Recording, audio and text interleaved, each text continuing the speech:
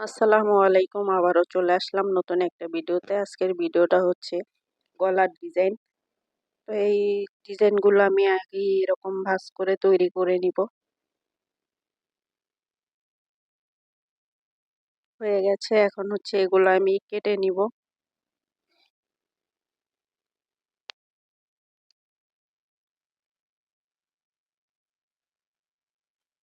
কাটা হয়ে গেছে, এখন হচ্ছে আমি এগুলো সাইডে রেখে টুকরা কাপড়ের উপরে আমি গলার ডিজাইনটা বসিয়ে নিব।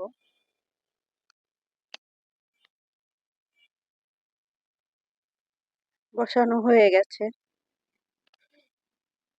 বাড়তি কাপড়গুলো কেটে আমি সেলাই করে নিব। এইভাবে ভাঁজ করে সেলাই করে নিতে হবে। সাইডটা সেলাই করা কমপ্লিট। এখন হচ্ছে যে সেলাই করার পরে যে বাড়তি কাপড়টা ছিল সেটা আমি কেটে নিয়েছি। এখন হচ্ছে এই ফুলগুলো আমি এভাবে দিয়ে তারপরে একটা চাপ সেলাই দিয়ে নিব। তো দেখতেই পাচ্ছেন ফুলগুলো আমি কিভাবে দিলাম, দিয়ে সেলাই করে নিলাম। এখন অপর সাইডটা আমি সেম ভাবে সেলাই করে নিব। সেলাই করা হয়ে গেছে।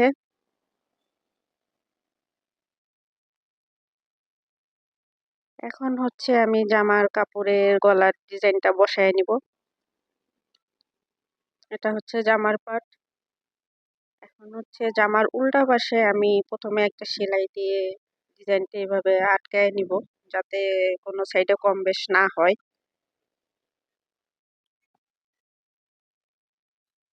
এখন হচ্ছে আমি ফিউজিং এর উপরে 2 সুতা পরিমাণ কিংবা 1 সুতা পরিমাণ রেখে তারপরে সেলাই করে নিব। সেলাই করা হয়ে গেছে, এখন হচ্ছে আমি কেটে নিলাম। কেটে এইভাবে একটু কেটে নিতে হবে যাতে ফিনিশিংটা ভালো আসে।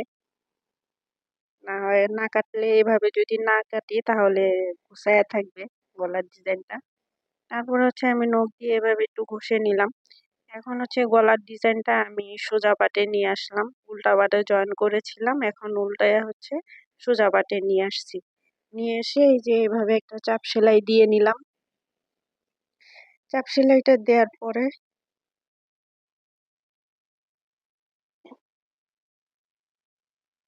চাপ সেলাইটা দেওয়া হয়ে গেছে। এখন হচ্ছে আমি তো এইভাবে এখানে সেলাই দিয়ে ডিজাইনটা ফিক্সড করে নিব।